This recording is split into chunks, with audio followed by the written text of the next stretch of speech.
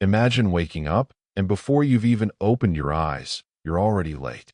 Not because your alarm failed, not because you overslept, but because someone else is using the only bathroom, and there are 6 families still waiting in line before it's your turn. That wasn't a rare inconvenience. For millions of people living inside the Soviet Union, it was simply another Tuesday morning. When most people picture the USSR, they imagine endless rows of gray apartment blocks, military parades marching through Red Square, and mysterious KGB agents listening from the shadows. Those things certainly existed, but they weren't what most ordinary people thought about when they woke up. They were thinking about bread, about whether the hot water would work today, about whether there would still be milk left by the time they reached the store after work, about whether the tram would arrive before their factory shift began. History often remembers the Soviet Union through nuclear missiles, Cold War espionage, and powerful leaders like Stalin and Khrushchev. But empires aren't experienced by the people giving speeches. They're experienced by the millions of ordinary citizens standing in line for soap. Today, we're going to forget the politicians for a while. Instead, you're going to become one of those ordinary people. You'll wake up in a tiny apartment where nearly everything is shared. You'll go to work inside one of the largest planned economies in history. You'll discover why even buying a simple orange could become the highlight of an entire month. You'll see why some families waited decades just to receive an apartment. And you'll learn why, despite all the hardships, millions of Soviet citizens still remembered certain parts of life there with genuine nostalgia. Because history is rarely as simple as good versus evil. The Soviet Union wasn't one thing. For some, it was security. For others, it was oppression. For most, it was simply home. So settle in. Imagine it's the early 1950s. Joseph Stalin has only recently died.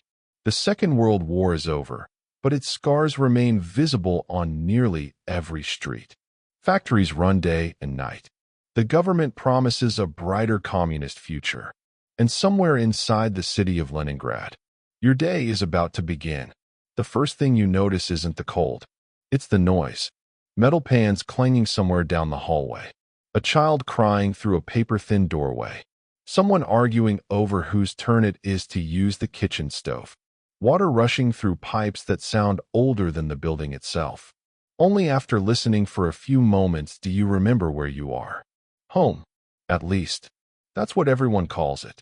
Your entire family's world fits inside a single room. About the size of a modern studio apartment. 3 people sleep here. Sometimes 4. The bed you're lying on will become the family sofa in a few hours. The table beside it will become the dining table. Later tonight, it will become someone's desk. Every piece of furniture has more than one job. Because space is something nobody can afford to waste. You pull the blanket closer. It isn't particularly warm. Central heating technically exists. Whether it actually works today is another question entirely. Your breath hangs in front of your face as tiny white clouds. Outside, winter is already tightening its grip around Leningrad. Inside isn't much warmer. Across the room, your mother is already awake. She's quietly folding blankets before anyone else stirs. Not because she enjoys waking up early. Because she's racing against 7 other families. You see, this isn't your apartment. Not really. It used to belong to one wealthy family before the Russian Revolution. After the Bolsheviks took power, apartments like this were divided again, and again, and again, until each family occupied only a single room. Everything else became communal.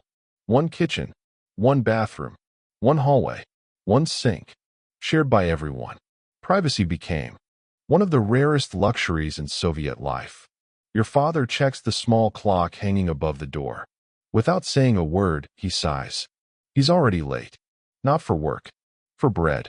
Fresh bread arrives early. The people who join the queue first usually get the best loaves. Those who arrive too late often leave empty-handed. So before sunrise, your father quietly puts on his heavy wool coat and heads outside. This isn't unusual. The neighbors do exactly the same thing. Over time, Everyone develops an unofficial system. Monday, your father buys enough bread for 2 families. Tuesday, another neighbor returns the favor. Nobody planned this arrangement. The government certainly didn't. People simply discovered that cooperation made survival easier. Back inside the apartment, your attention shifts toward the hallway. Someone has opened the bathroom door. Too late. You hear footsteps.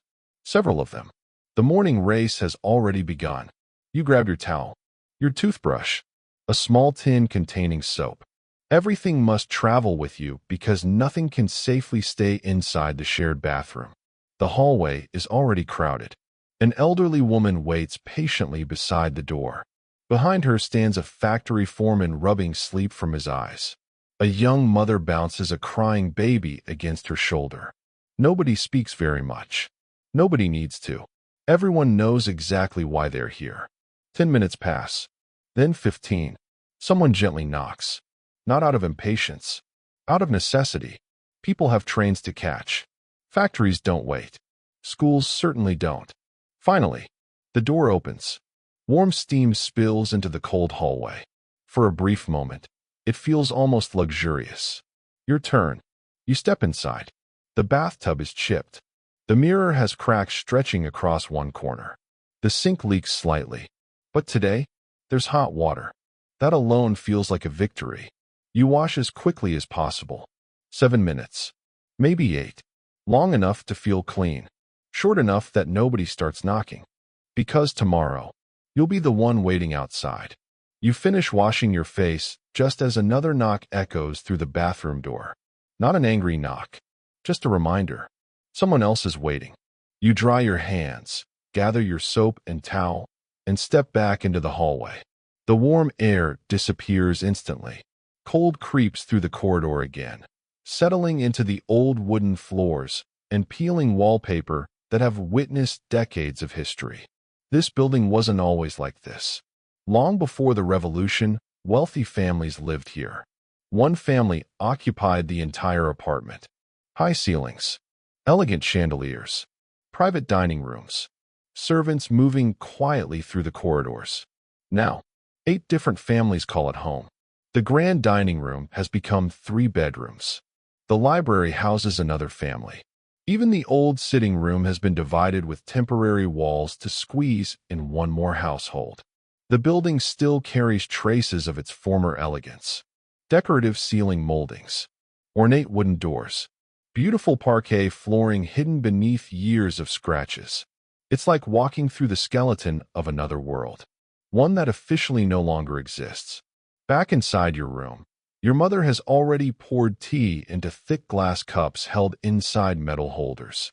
The tea is strong, almost bitter. Sugar is precious. You only use a little. Breakfast is simple. Buckwheat porridge, black bread, tea. Nobody complains. After the war, millions of people had survived on far less. In many Soviet homes, gratitude wasn't measured by how much food sat on the table. It was measured by whether there was food at all. Your father returns just as you're finishing breakfast. His cheeks are bright red from the cold. Snowflakes cling to his coat. But more importantly, he's smiling. Under one arm rests a long loaf of fresh bread wrapped in paper. He made it in time. The bakery hadn't sold out. That small victory instantly improves everyone's mood. Fresh bread isn't rare in the Soviet Union.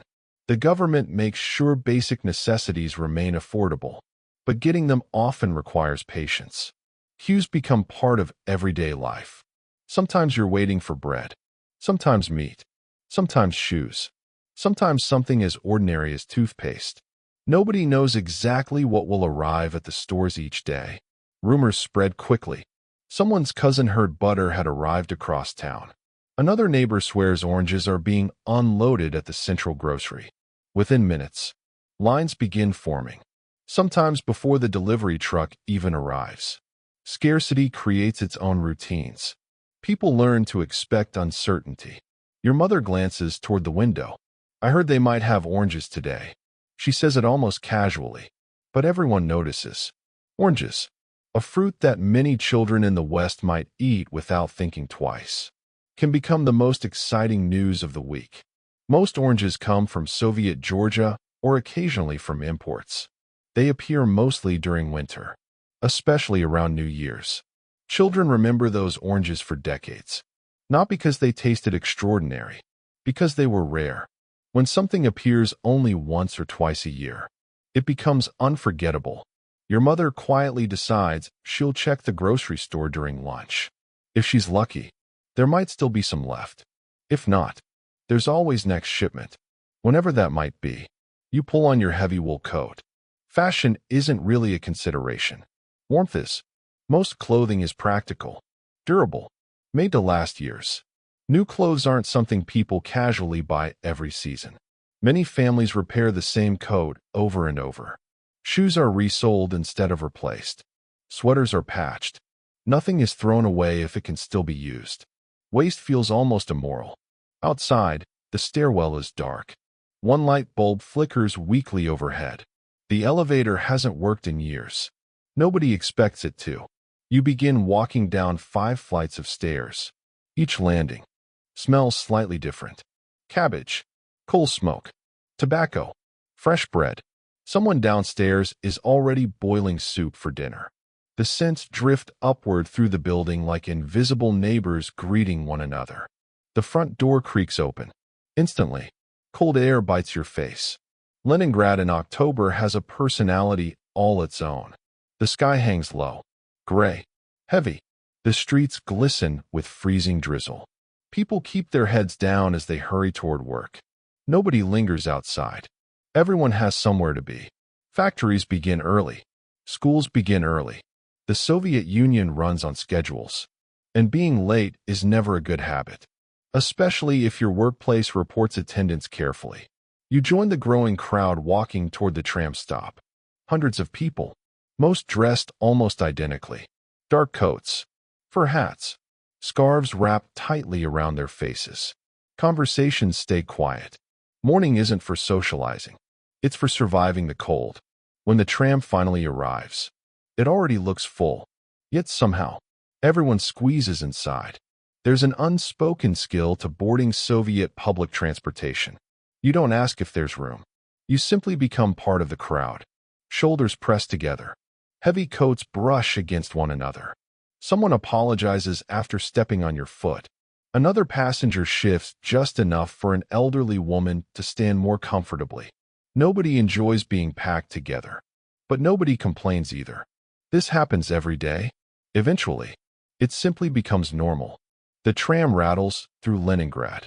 Outside the fogged windows, history passes by. Magnificent imperial buildings. Churches transformed into museums.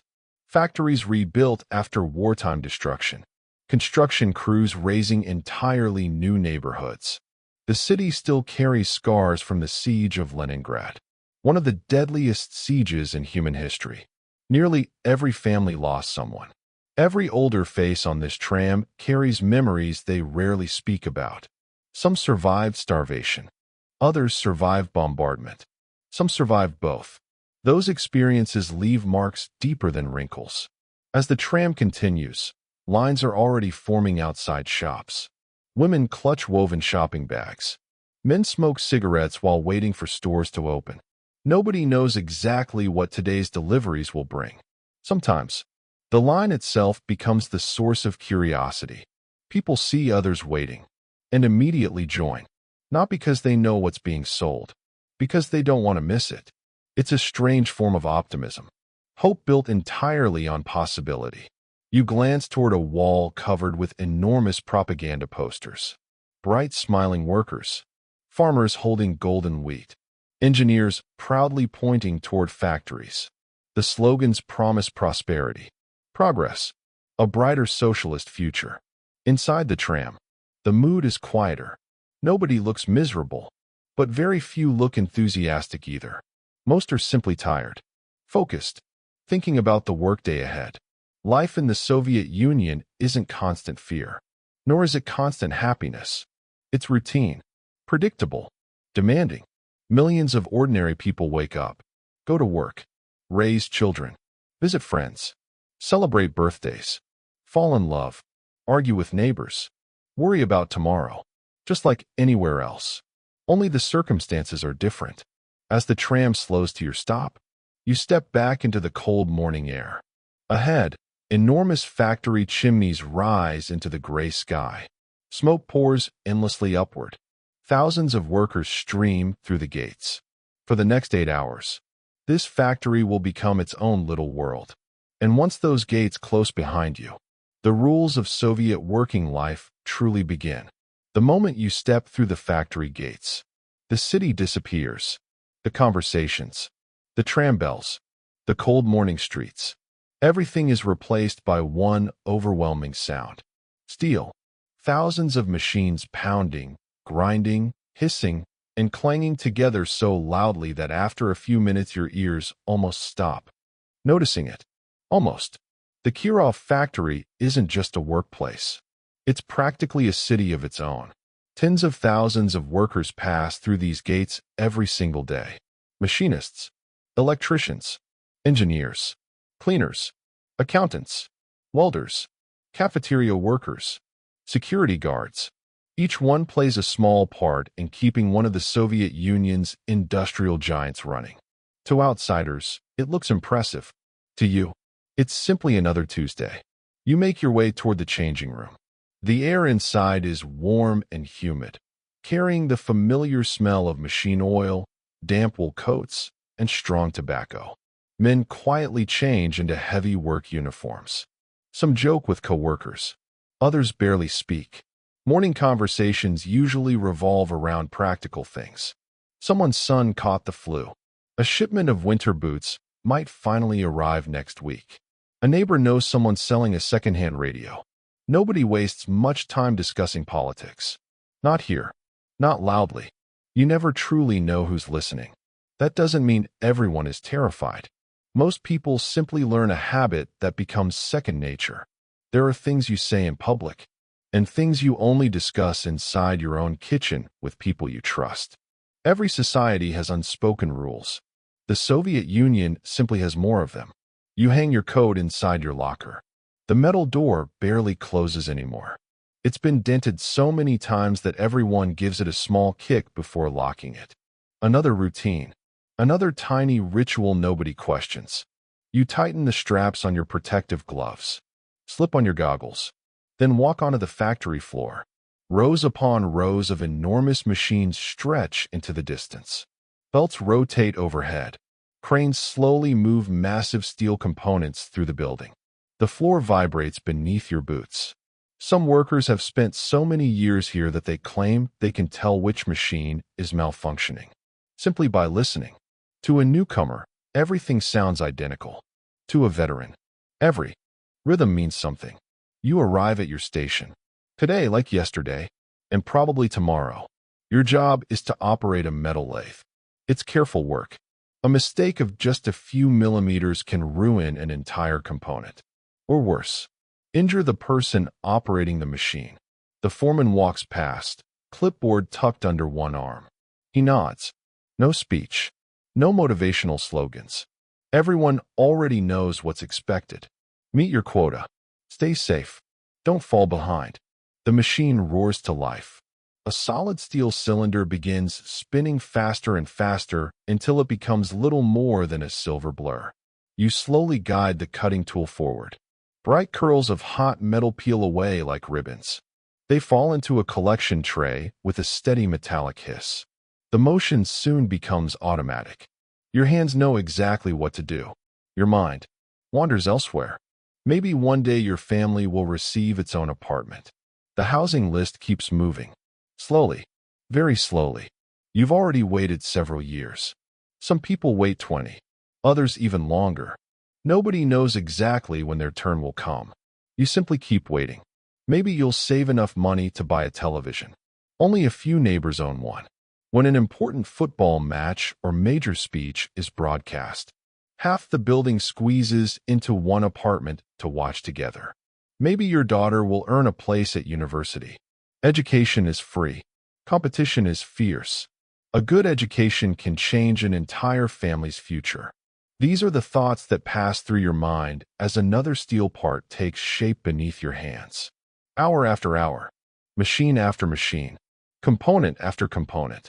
From the outside, it might seem painfully repetitive, but repetition has a strange effect on people. It allows the mind to travel. Around you, thousands of workers are probably doing exactly the same thing, working with their hands, while imagining somewhere else. Despite what many people believe, factory work in the Soviet Union isn't always miserable. It depends entirely on where you work. Some factories are modern, others are decades behind. Some supervisors genuinely care about their workers. Others care only about numbers. Yours sits somewhere in the middle. He's strict, but fair. If someone gets injured, production stops. If production stops, nobody meets their targets. So safety matters, not simply because it's humane, because it affects everyone. Late in the morning, someone taps your shoulder. It's Yuri from the neighboring machine. He holds up a small wrench. You've got the size 14? Without saying a word, you hand it over. He nods his thanks. Tomorrow, he'll probably lend you something. This quiet cooperation exists everywhere. Officially, every department receives exactly what it needs. Reality is different. Sometimes tools disappear. Sometimes replacement parts never arrive. Sometimes paperwork says equipment has been delivered, even though nobody has ever seen it. So workers help one another. Borrowing, trading, improvising. If something breaks, someone usually knows someone who can fix it. The official system keeps the factory running. The unofficial one keeps it functioning. There's a difference. Around mid-morning, the factory horn echoes through the building. Break time. Exactly 10 minutes. Not 11. Not 9. 10. Some workers immediately head outside for cigarettes. Others rush toward the cafeteria. You pour yourself weak tea from a large metal dispenser. It's hot. That's enough. Nearby, conversations begin filling the room. Not loud, just dozens of small discussions happening all at once. Someone heard a shipment of refrigerators is arriving next month. Another insists the rumor is nonsense. Someone else claims his cousin in Moscow managed to buy a car after waiting nearly 8 years. Nobody can prove any of it. Rumors spread through Soviet factories almost as quickly as official announcements. Sometimes they're wrong. Sometimes they're surprisingly accurate. Information becomes its own kind of currency. The people who seem to know what's happening often become the most valuable co-workers in the room. Not because they're powerful, because they're connected. And in the Soviet Union, connections often solve problems that paperwork cannot. The horn sounds again. Breaks over. The conversations end almost instantly. Teacups are emptied. Cigarettes crushed beneath boots. Within moments, thousands of workers return to their stations. The machines roar back to life. The factory begins breathing again. And as another steel cylinder starts spinning before you, you realize something. This place isn't just producing machinery. It's producing routine. The same sounds, the same movements, the same conversations. Day after day, year after year.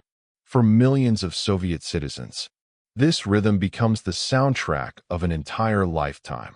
But by lunchtime, that rhythm is about to be interrupted by something every worker secretly worries about. A production quota that suddenly changes without warning. The afternoon begins the way every afternoon usually does. The machines start again. The noise returns.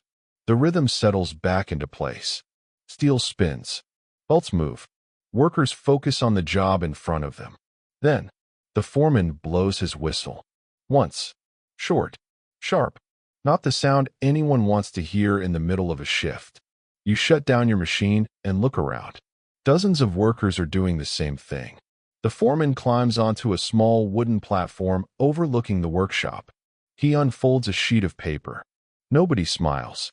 Whenever management gathers everyone together unexpectedly, it's rarely good news. He clears his throat. We've received updated production targets from the ministry. A quiet murmur spreads through the crowd. Updated. That's never a promising word. The monthly quota has increased. Another pause. Effective immediately. Someone quietly exhales. Someone else mutters something under his breath. Nobody argues. There's little point. The decision wasn't made inside this factory. It came from somewhere far above, probably from an office in Moscow. And once a decision travels down through enough layers of bureaucracy, it becomes reality, whether it's realistic or not. The foreman continues. We'll need approximately 15% more output by the end of the month. Silence. Not because everyone agrees. Because everyone is doing the same calculation. The machines haven't changed. The number of workers hasn't changed. The amount of raw steel certainly hasn't changed. Only the target has. You glance toward Yuri. He raises one eyebrow. That's all he needs to say. Everyone understands. This was one of the defining characteristics of the Soviet planned economy. Factories didn't compete with one another like businesses in capitalist countries. Instead, they received production goals. Those goals came from planners who attempted to calculate what the entire country would need. Tractors, televisions, steel beams, locomotives, millions upon millions of individual products. On paper, the system looked remarkably organized. Every factory knew exactly what it was expected to produce. Every warehouse knew what it should receive. Every railway knew where goods should travel next. It looked almost mathematical. But real life rarely follows mathematics. Machines break. Raw materials arrive late. Workers get sick. Power outages happen. Yet the quotas remain. Unchanged. Unmoving. Almost sacred. Missing them can have consequences. Bonuses disappear. Managers receive criticism. Promotions suddenly become much harder to earn. So, people adapt. Not always honestly. Back at your machine, the conversations begin again. Quietly. Always quietly. How are we supposed to make 15% more? No idea. They'll figure something out. They always do. That last sentence carries more meaning than it first appears. Because figuring something out has become one of the Soviet Union's greatest unofficial skills. When replacement parts don't arrive, someone repairs the broken machine using scraps from another. When official tools disappear, workers quietly borrow them from neighboring departments. When supplies run low, someone remembers an old storage room containing forgotten equipment. None of these solutions appear in government manuals, but they keep the factories alive. Sometimes, the unofficial system works better than the official one. Everyone knows it. Nobody says it. An hour later, the first problem appears. Machine number 12 suddenly shudders, then stops. The entire production line behind it slows to a halt. The operator immediately raises his hand. Motor. The maintenance crew arrives within minutes. An older mechanic named Pavel kneels beside the machine. He's been repairing equipment since before the Second World War. If anyone can fix it, it's him. He removes the side panel, looks inside, sighs. Without saying a word. You already know that's bad. The bearing's finished, he finally says. When's the replacement arriving? Pavel laughs. Not because it's funny. Because everyone already knows the answer. No idea. Someone checks the inventory records. According to the paperwork, 3 replacement bearings arrived last month. According to reality, there aren't any. Nobody knows where they went. Maybe another factory needed them more urgently. Maybe the shipment never arrived. Maybe someone filled out the paperwork before the train even left the warehouse. Whatever happened, the paperwork says the problem has already been solved. Reality disagrees. Pavel stands up. Leave it with me. He disappears into the maintenance workshop. If you've never seen Soviet mechanics at work, it's difficult to explain. Officially, they repair machines. Unofficially, they perform miracles. Shelves inside the workshop hold decades' worth of salvaged components. Old gears, motors, springs, bolts, pieces removed from equipment everyone else considered beyond repair.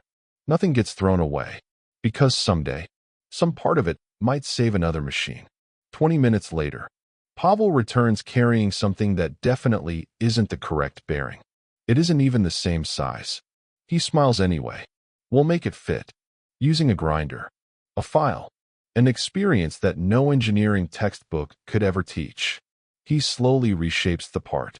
Half an hour later, Machine number 12 is running again. Not perfectly, not permanently, but well enough. Everyone applauds. Not loudly, just a few appreciative nods. Nobody celebrates because the machine was repaired. They celebrate because production can continue. Sometimes, keeping things running is victory enough. As the afternoon stretches on, you begin noticing something strange. The official production board hanging near the supervisor's office shows today's target. Next to it, someone has already written tomorrow's. Higher. Again. Nobody seems surprised. This is how the system often works. Meet your quota consistently, and next month's quota rises. Work harder. The expectation grows.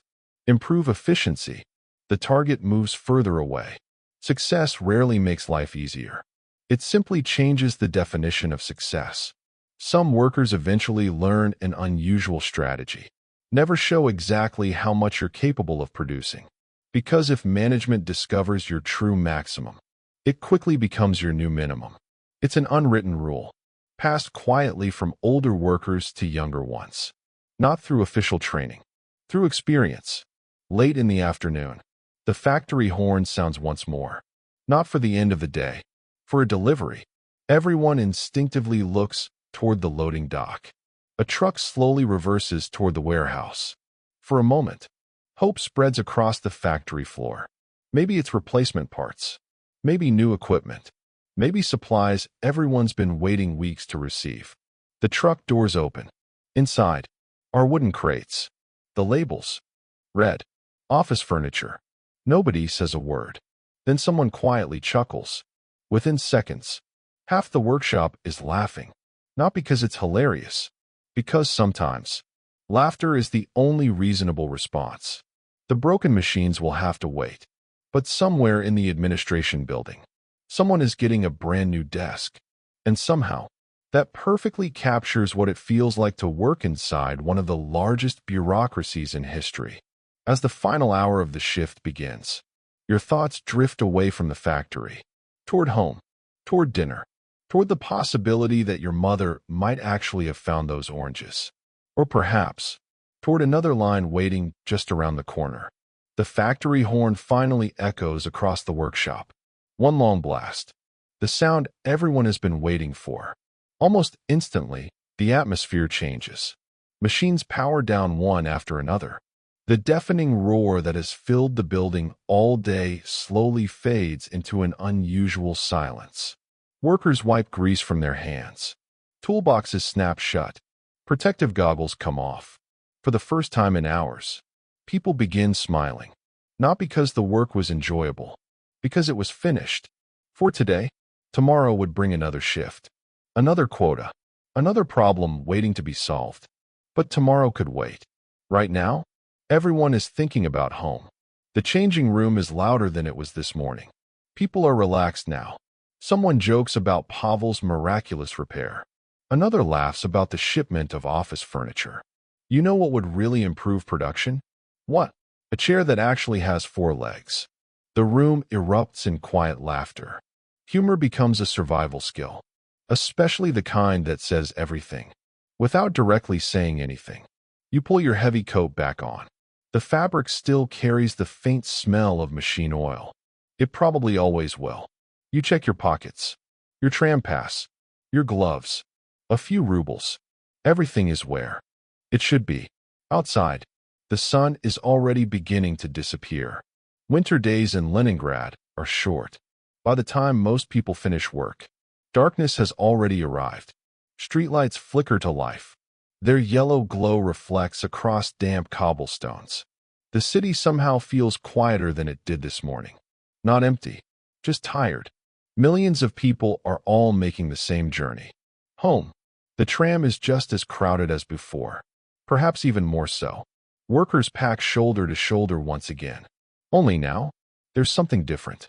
The conversations have begun. Not loud, never loud, but alive. A father talks excitedly about his daughter's school performance. 2 women compare knitting patterns. Someone proudly announces that his brother finally received the keys to a new apartment after waiting 12 years. Everyone nearby congratulates him. They don't even know him. They understand what 12 years means. Receiving your own apartment isn't simply moving house. It's changing your entire life. Privacy, your own kitchen, your own bathroom, a front door that belongs only to your family. For many Soviet citizens, that dream is worth waiting decades for. The tram slows near the city center. You notice something unusual. A line, a very long one, stretching almost halfway down the block. You can't even see what people are waiting for. Several passengers immediately stand. So that's where it is. What? No idea. But whatever it is, it must be good. Half a dozen people step off the tram. Not because they plan to. Because curiosity has become instinct. In the Soviet Union, a queue often tells you something important before any sign does. Sometimes it's meat. Sometimes coffee. Sometimes shoes. Sometimes books. Sometimes nothing particularly exciting at all. But you learn one lesson very quickly. If dozens of people are willing to stand outside in freezing weather, there's probably a reason. You decide to investigate. The line moves slowly. Very slowly. People stamp their feet to stay warm. Someone shares cigarettes. An elderly woman complains about her aching knees. Nobody seems especially impatient. Waiting has become part of daily life. Eventually, word begins moving backward through the line. Mandarins. Not oranges.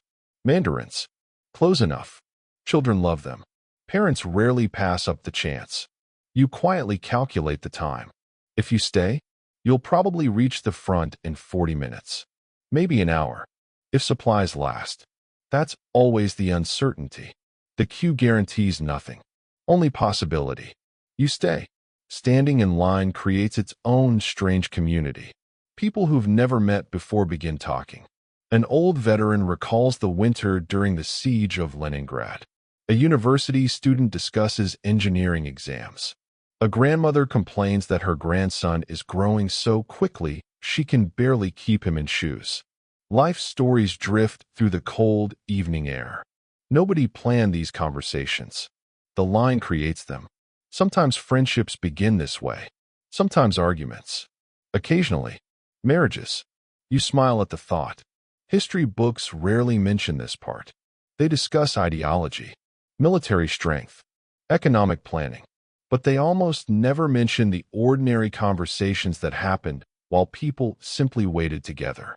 And yet, those conversations were every bit as much a part of Soviet life as anything happening inside the Kremlin. Finally, after nearly an hour, you reach the entrance. A tired cashier sits behind the counter. Behind her, wooden crates hold neat rows of bright orange mandarins. Their color almost glows beneath the fluorescent lights. You buy 2 kilograms. Not because your family needs that many. Because next week, there probably won't be any. You carefully place them inside your cloth shopping bag. Walking home, the sweet citrus smell escapes into the cold air. It's amazing how something so ordinary can completely change your mood. Children will remember this evening. Years from now, they probably won't remember what happened at school today, or what they ate for breakfast. But they'll remember the winter evening their father came home carrying fresh mandarins. Scarcity has a strange effect. It transforms ordinary moments into treasured memories. As you climb the familiar staircase to your apartment, you hear voices before reaching your floor. Someone is listening to the radio. Another neighbor is practicing piano. A baby cries somewhere down the corridor. Life continues behind every door. You step inside your family's room. Your mother immediately notices the bag. You found them. You grin. She carefully lifts out one mandarin. She doesn't peel it immediately. Instead, everyone simply looks at it for a moment. Bright, perfect, fragrant, almost too beautiful to eat. Your youngest child can't stop smiling. Dinner tonight is cabbage soup, black bread, tea, and afterward, each family member receives exactly one mandarin. Nobody rushes. The peel comes off slowly. The room instantly fills with the scent of citrus. For a few quiet minutes, the worries of quotas, queues, and broken machinery seem very far away. After dinner, the hallway becomes livelier. Neighbors wander from room to room. Someone needs to borrow salt. Another asks if anyone has an extra light bulb. Across the hall, two men quietly play chess while discussing last night's hockey game. Children race through the corridor until someone reminds them to stop running. This is one of the great contradictions of communal living. Privacy barely exists, yet loneliness rarely does either. Everyone knows everyone else's routines. Everyone knows who just had a baby, who lost a relative, who finally received a promotion, who always tells the funniest stories. It can feel intrusive. It can also feel deeply supportive. Life inside a communal apartment isn't simply shared. It's intertwined. And just when you think you've begun to understand everyday Soviet life, the country itself begins to change. A new leader rises. A new generation grows up. And for millions of families, the impossible finally happens. They receive something their parents never imagined they'd own. An apartment with a front door that belongs only to them. It's 1962. Nearly a decade has passed since Stalin's death. The Soviet Union still looks powerful from the outside. Factories continue producing around the clock.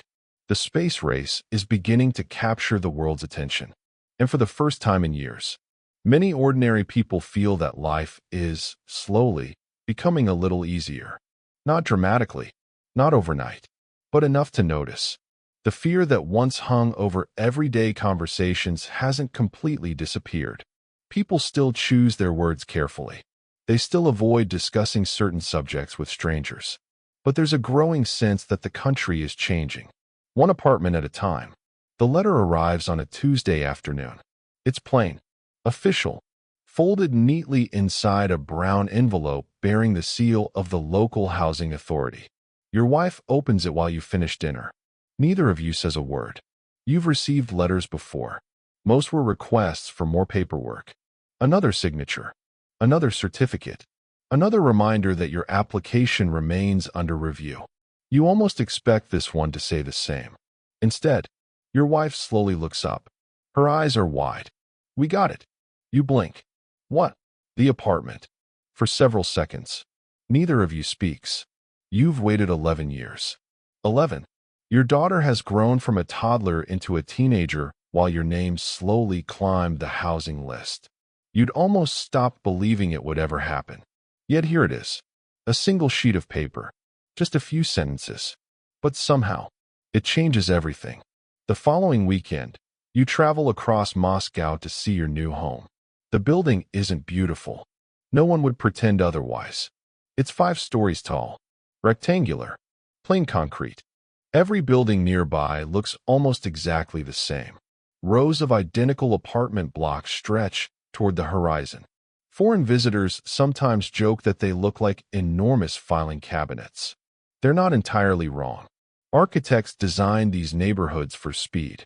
The Soviet Union desperately needed housing. Millions of families still lived in overcrowded communal apartments. The government couldn't afford decorative buildings. It needed practical ones. Fast. These new apartment blocks become known as Khrushchevkas, named after Soviet leader Nikita Khrushchev, whose housing program dramatically expanded private apartments for ordinary families. They're small. The walls are thin. The kitchens are tiny. The elevators? There usually aren't any. But none of that matters. Because for the first time in your life, the front door belongs only to your family. The apartment smells of fresh plaster. The paint hasn't fully dried. Sunlight pours through clean windows. The rooms are almost empty. One bedroom, a small living room, a bathroom, a kitchen barely large enough for 2 people to stand comfortably together. And yet, it feels enormous. Not because of its size, because of what it represents. You walk into the bathroom. You close the door. Then, you simply stand there, alone. Nobody knocks. Nobody reminds you they're waiting. Nobody asks if you'll be much longer.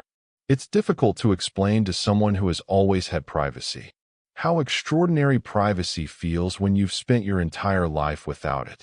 Your wife slowly opens each kitchen cupboard. Empty. She smiles anyway. Your daughter immediately claims the bedroom closest to the window. She already knows exactly where her desk will go. You step onto the tiny balcony. From here, You can see dozens of nearly identical buildings. Laundry hangs from balconies. Children play football in the courtyard. Grandmothers sit together on wooden benches exchanging neighborhood gossip. Someone is hanging rugs over a railing to beat the dust out. It isn't luxurious, but it feels alive. These new neighborhoods quickly become communities of their own. Young families move in together. Most have children around the same age. Everyone remembers what life was like before, which makes it easier to appreciate what they have now. Moving day arrives. Compared to modern standards, there isn't much to transport. One table, a wardrobe, a few chairs, books, kitchen utensils, family photographs, a radio, some blankets. Most Soviet families simply don't own large quantities of furniture. Not because they don't want to, because there hasn't been much room for it. Neighbors help carry everything downstairs. Nobody asks for payment. You do the same for them. As the last box leaves the communal apartment, you pause. For years, this single room contained your entire life. Your daughter took her first steps here. You celebrated birthdays here. You listened to radio broadcasts announcing the end of the war. You argued. You laughed. You mourned relatives who never returned. Leaving feels surprisingly emotional. Even though you're thrilled to go, home isn't always measured in comfort. Sometimes, it's measured in memories. Your first morning inside the new apartment feels almost unreal. No footsteps echoing outside your bedroom. No strangers arguing over whose turn it is to cook. No queue outside the bathroom. Only silence. For a few moments, the silence almost feels uncomfortable. You're so used to constant noise that the quiet seems unfamiliar. You make tea.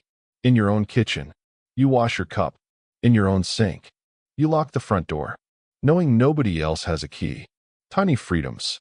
Individually, they seem insignificant. Together, they transform daily life. Your commute also changes. Instead of the crowded trams of Leningrad, you're now taking the Moscow metro.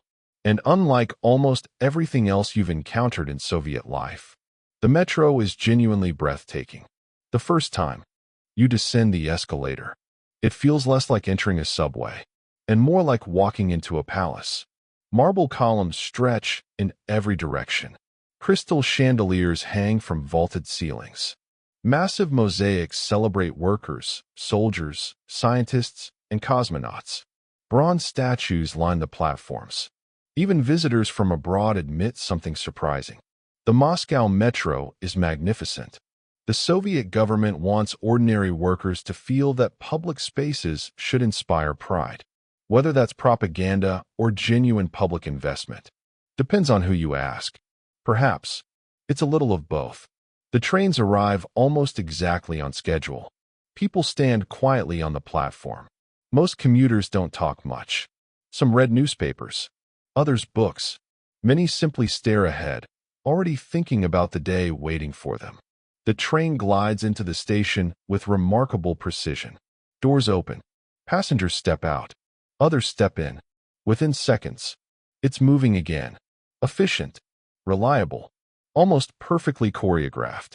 For a country often criticized for shortages and bureaucracy, its subway system becomes one of its greatest achievements. Even decades later, many people who grew up in the Soviet Union still speak proudly about it. As your train races beneath Moscow, you realize something. Life is better now than it was 10 years ago. Not perfect. Far from it. The stores still have shortages. The bureaucracy still feels endless. The government still controls far more than most people would like. But your daughter has her own room. Your wife has her own kitchen. You have your own front door. Progress in the Soviet Union rarely arrives as dramatic revolutions. It arrives quietly. One apartment, one family, one ordinary morning at a time. But just as millions begin enjoying these new comforts, another challenge quietly begins growing beneath the surface. One that no apartment, no matter how private, can solve. Because the Soviet economy is becoming increasingly dependent on one thing, making the numbers look better than reality. Every morning, before the first machine even starts, someone updates the production board. A large chalkboard hangs near the entrance to the factory floor. Across the top are neat columns. Yesterday's target. Yesterday's output. This month's goal. To an outsider, they're just numbers. To everyone working inside the factory, they determine almost everything. Whether bonuses are paid, whether managers receive praise, whether party officials arrive asking uncomfortable questions, whether someone gets promoted or quietly disappears from consideration. The board doesn't care how hard you worked, only whether the target was reached. You arrive early, as usual. The board has already been updated. Several workers stand beneath it with their arms folded. Nobody says anything at first. Then Yuri quietly whistles. Again, you walk closer. The monthly target has increased. Another 10%. No new machines. No additional workers. No extra raw materials. Just more. You don't even feel surprised anymore. Around you, several older workers simply shrug. One of them mutters the same sentence he's probably said 100 times before. They don't count reality. They count paperwork. Nobody laughs. Because it's difficult to laugh at something that feels so true. The Soviet economy depends on planning, not market competition, not supply and demand.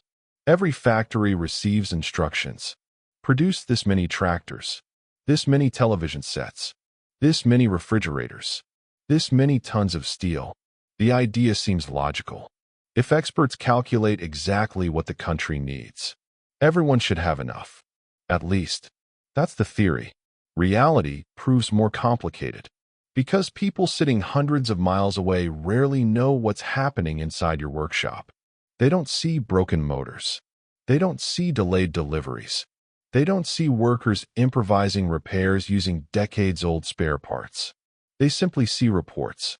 And reports always look cleaner than reality. Mid-morning, your section supervisor gathers everyone together. He's carrying several folders beneath one arm. His expression immediately tells you this meeting won't be pleasant. We're behind schedule. Nobody argues.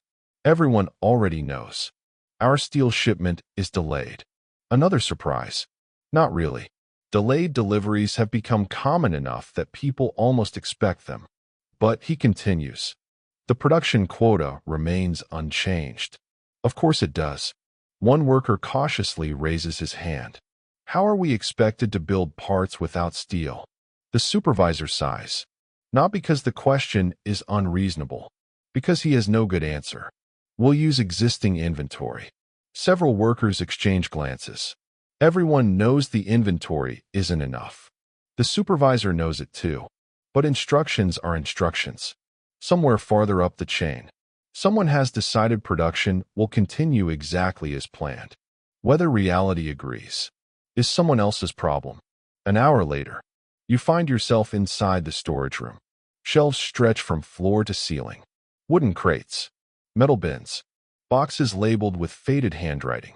Officially, everything here has been carefully inventoried. Unofficially, there's another inventory. One that exists only inside people's memories.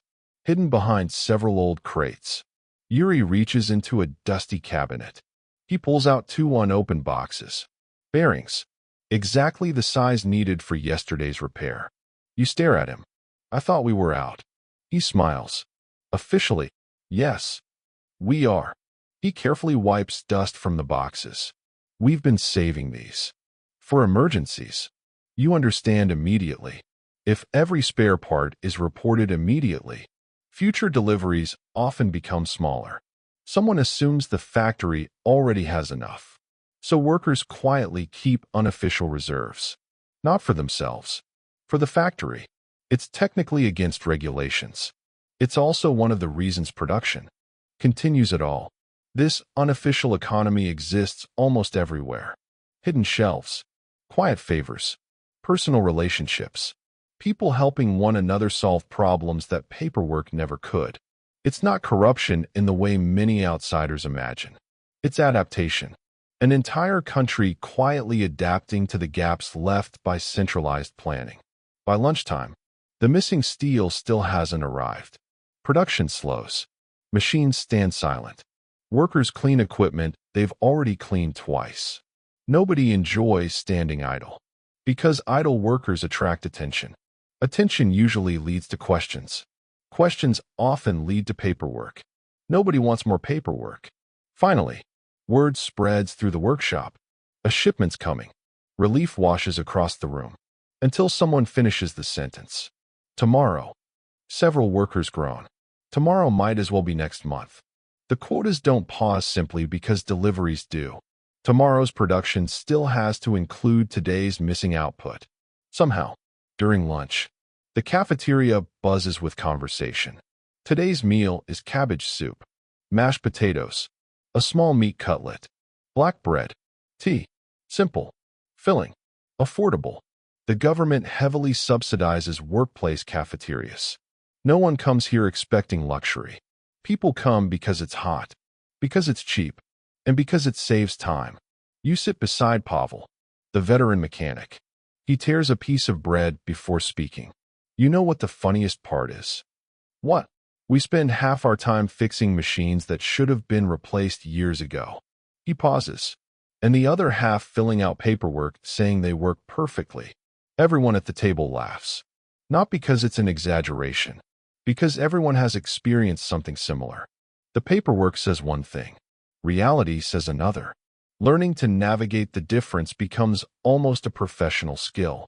After lunch, a government inspector arrives. His suit is perfectly pressed. His shoes are spotless. He carries a leather briefcase instead of a toolbox. Immediately, the atmosphere changes. Machines that have been making strange noises all week suddenly receive extra attention. Floors are swept again. Reports are organized into neat stacks. Managers walk a little faster.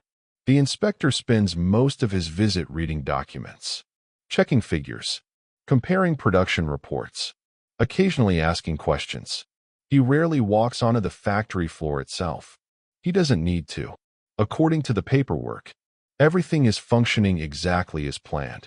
Before leaving, he congratulates management on exceeding last month's targets.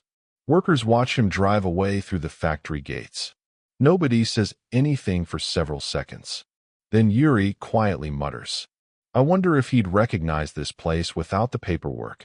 Even the supervisor smiles. Just for a moment. As the afternoon wears on, you realize something important. Most people here aren't trying to deceive anyone. They're trying to keep everything working. Managers adjust reports because unrealistic targets leave little alternative. Mechanics invent repairs because replacement parts never arrive. Workers save hidden supplies because official inventories can't always be trusted.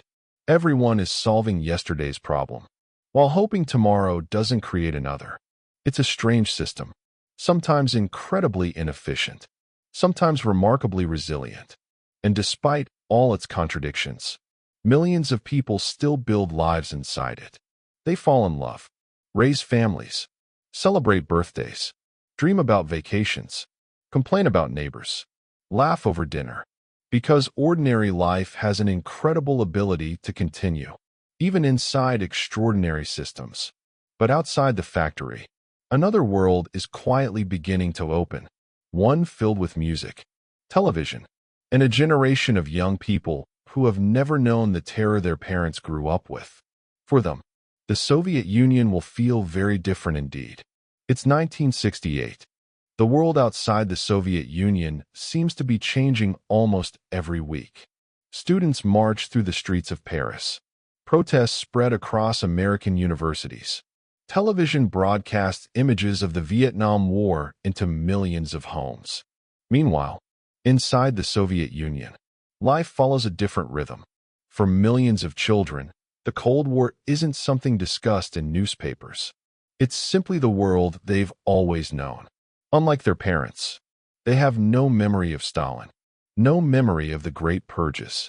Many are too young to remember the devastation of the Second World War. They've grown up in apartment blocks instead of communal flats. To them, standing in line at the grocery store feels perfectly normal. It's simply how life works. Your daughter, Natasha, is 13 now. Every weekday begins almost exactly the same way. The alarm clock rings at 7. Not because she enjoys waking early, Because school starts soon and punctuality is taken seriously. She stretches, rubs the sleep from her eyes, and looks around her room. Her room. Even after years of living here, the idea still feels remarkable. It's small, just enough space for a narrow bed, a desk, a bookshelf, a wardrobe, but it's hers alone. Her parents never had that luxury growing up. She probably won't appreciate just how unusual it is until much later in life. On her desk sits yesterday's homework. Mathematics, Russian grammar, physics, a geography assignment about the rivers of Siberia. Education occupies an important place in Soviet society. The government believes that an educated population is essential for building socialism. Schools place heavy emphasis on science, mathematics, engineering, and technical subjects. The country needs doctors, engineers, chemists, pilots, teachers. Children hear this message constantly. Study hard, serve society, help build the future. It's repeated so often that eventually, it simply becomes part of everyday life. Hanging neatly behind the bedroom door is her school uniform, a brown dress, a black apron, polished shoes, everything clean, everything carefully prepared the night before. Then comes the final piece, a bright red scarf. She ties it around her neck with practiced hands. Every pioneer knows exactly how to fold it. The scarf identifies her as a member of the Young Pioneers, an organization for Soviet children roughly between the ages of 9 and 14. Officially, membership is voluntary. In practice, almost everyone joins. Not participating doesn't necessarily bring punishment, but it does invite questions. Questions most families would rather avoid. Breakfast smells familiar. Tea, black bread, butter, sometimes porridge, sometimes boiled eggs if they're available. Nothing extravagant, just enough to begin the day. Her father sits quietly reading Pravda, the official newspaper of the Communist Party. The headlines celebrate another successful harvest, a new industrial achievement, scientific progress, friendship among socialist nations. Every newspaper tells a story. This one tells the story the government wants people to see. That doesn't necessarily mean everything inside is false, but it rarely tells the whole picture either. Most adults understand this. Children, not yet. The radio hums softly in the corner. Morning exercises, classical music, the news. Then another announcement celebrating Soviet scientists working toward future space exploration. The space race has become a source of enormous national pride. Only a few years earlier, Yuri Gagarin became the first human being to orbit the Earth. His smiling face appears everywhere. Schools, posters, magazines. Children dream of becoming cosmonauts, just as children elsewhere dream of becoming astronauts.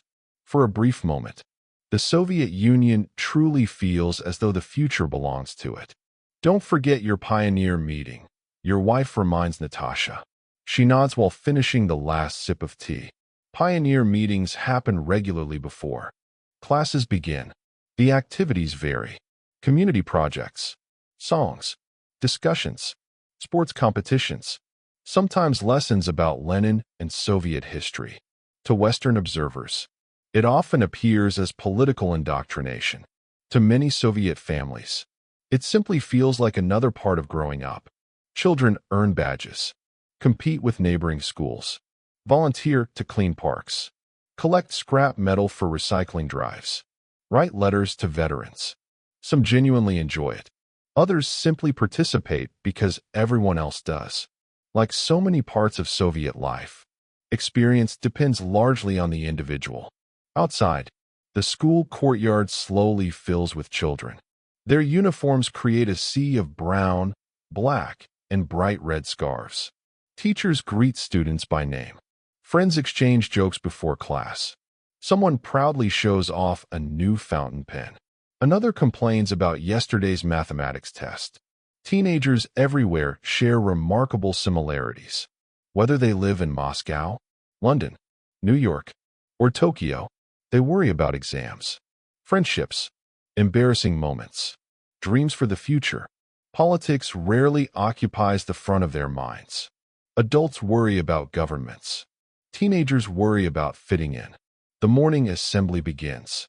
Students stand in neat rows. The national anthem plays. Announcements follow. A local science competition. An upcoming pioneer service project. Recognition for students who earn top marks.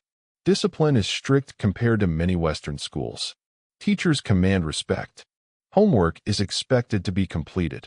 Poor behavior rarely goes unnoticed. Education is viewed as both a privilege and a responsibility. For many families, their children's future depends almost entirely upon academic success. Inside the classroom, lessons begin promptly. Mathematics first, then Russian literature, physics after lunch. The curriculum is demanding, especially in science. Soviet schools developed a reputation for producing exceptionally strong mathematicians, engineers, physicists, and chess players. International competitions often reflect that emphasis.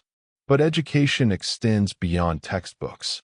Students also learn practical skills: woodworking, metalworking, basic engineering. Girls often receive additional lessons in sewing or household management, though those expectations gradually begin changing over time. The idea is simple. Every citizen should contribute. Every citizen should possess useful skills. During recess, the politics disappear almost instantly. The playground fills with laughter. Snowballs fly through the winter air. Children trade stamps, discuss football, argue over which hockey team will win the championship. Someone boasts that his father finally bought a television. Immediately, half the group starts asking if they can come watch cartoons on Saturday. Televisions remain valuable enough that neighbors still gather around a single screen for important broadcasts. Sometimes entire apartment floors squeeze into one living room. The picture flickers. The reception isn't always perfect. Nobody cares. Seeing moving images inside your own home still feels almost magical. School ends in the afternoon. Natasha begins walking home with several classmates. On the way, they stop at a small kiosk selling ice cream. Even in cold weather, especially in cold weather, it becomes one of those little contradictions visitors often notice. Children happily eating ice cream while snow falls around them. The vendor smiles. Business is good. Some traditions don't require explanation.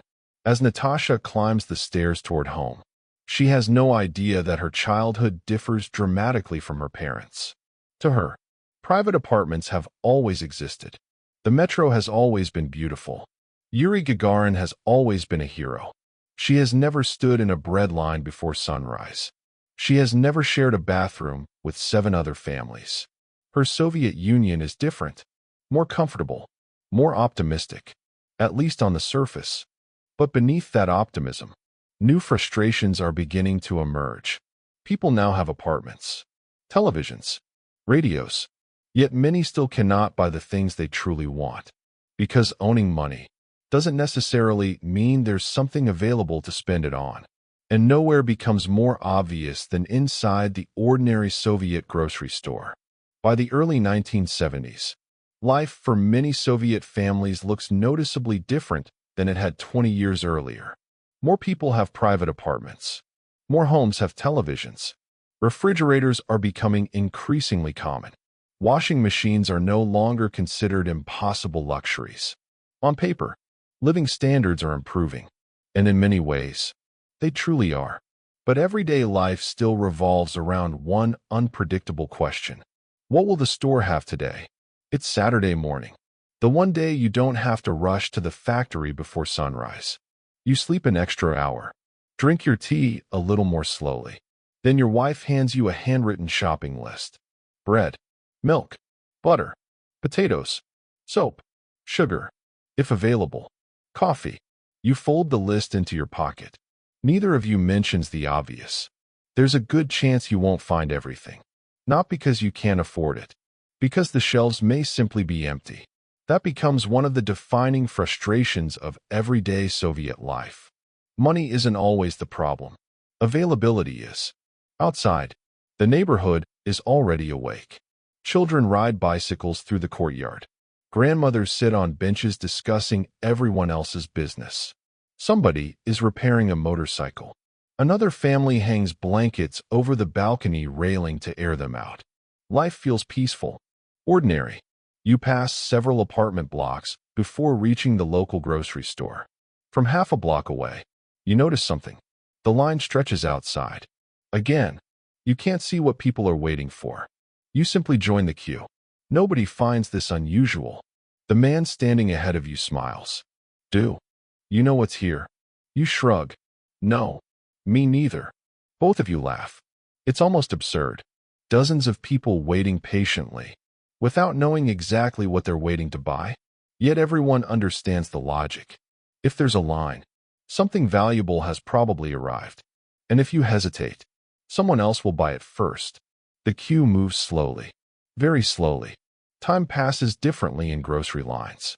People talk, exchange recipes, discuss last night's television program, complain about politicians without ever mentioning politicians by name.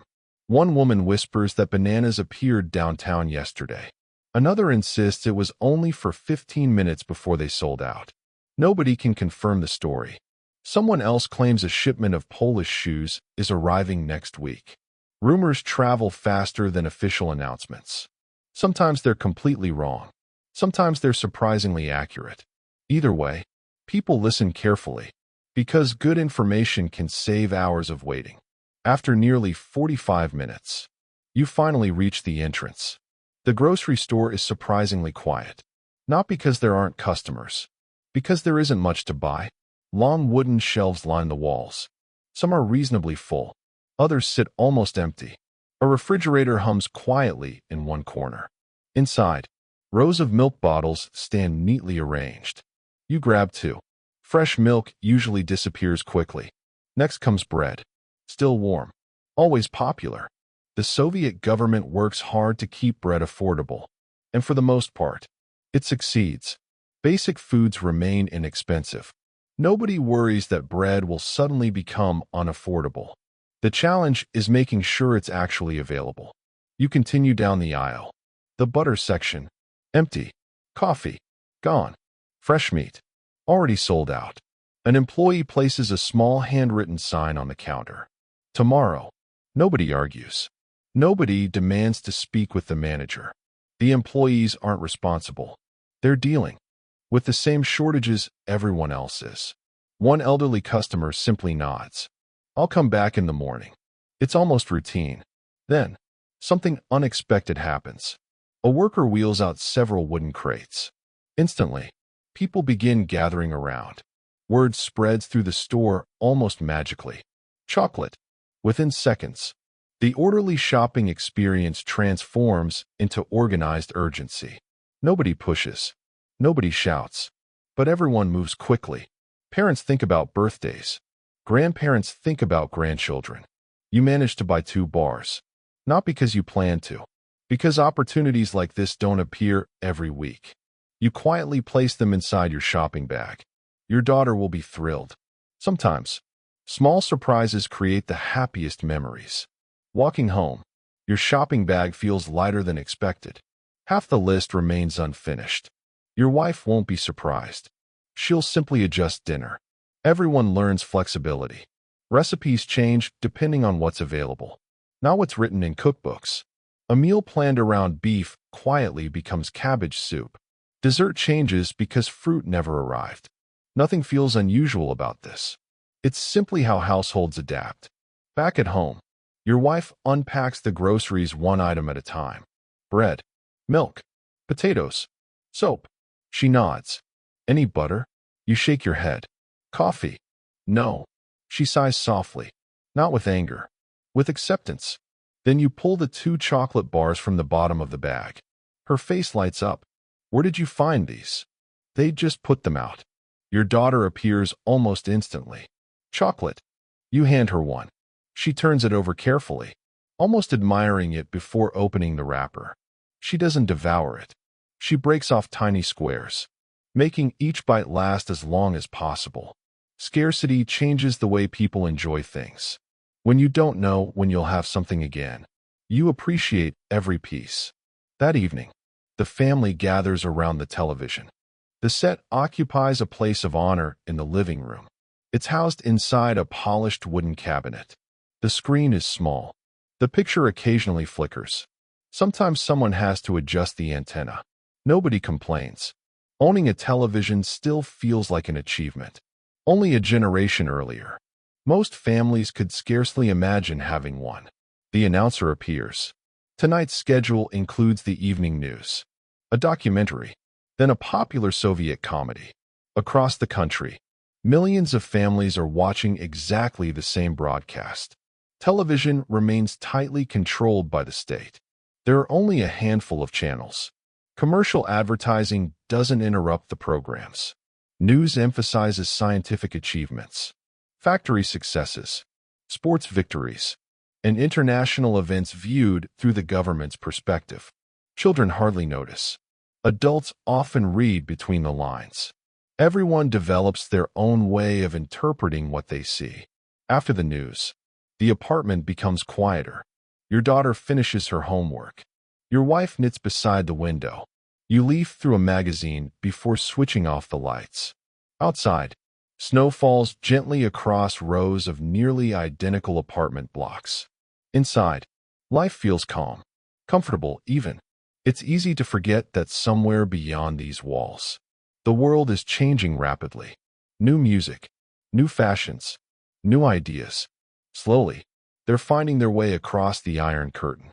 Not through official speeches, not through newspapers, but through radio stations, cassette tapes, and whispers. Because no matter how carefully a country tries to control information, curiosity always finds a way through. And for the next generation of Soviet teenagers, that curiosity is about to become impossible to ignore. By the early 1970s, something subtle begins changing inside the Soviet Union. Not the government, not the economy, the people, especially the younger generation.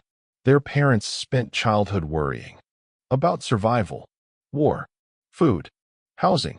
The children growing up now have different questions. What music is everyone talking about? What's life really like in America? Why can't we watch those movies? The older generation rarely asks these questions. The younger generation asks them constantly.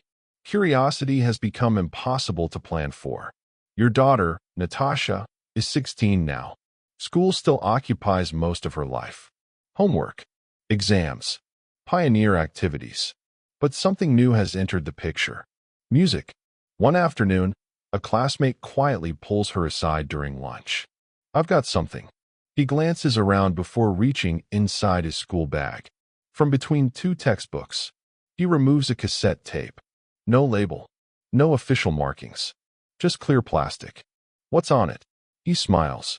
"You'll see." He slips it into her hands before walking away. The entire exchange lasts less than 5 seconds. To anyone watching, it looks completely ordinary. To Natasha, it feels like receiving treasure. Back home, she waits until her parents are busy, then quietly closes her bedroom door. The cassette slides into the tape recorder. She presses play. A burst of guitar fills the room. Nothing like the orchestras she hears on Soviet television. Nothing like patriotic choirs. The music feels louder, faster, different. It's a Western rock band. She doesn't even know their name. Someone copied the cassette from another cassette, which had been copied from another cassette, which had probably crossed several countries before reaching Moscow. The recording quality is terrible. The excitement isn't. For the first time, she's hearing music that wasn't selected by the state. Western culture enters the Soviet Union in strange ways. A magazine brought home by a sailor. A pair of blue jeans purchased from a foreign tourist. A radio broadcast drifting across the border late at night. Cassette tapes copied so many times the sound becomes distorted. Nothing arrives officially. Almost everything arrives eventually. Ideas are remarkably difficult to stop. One evening, your family gathers around the dinner table.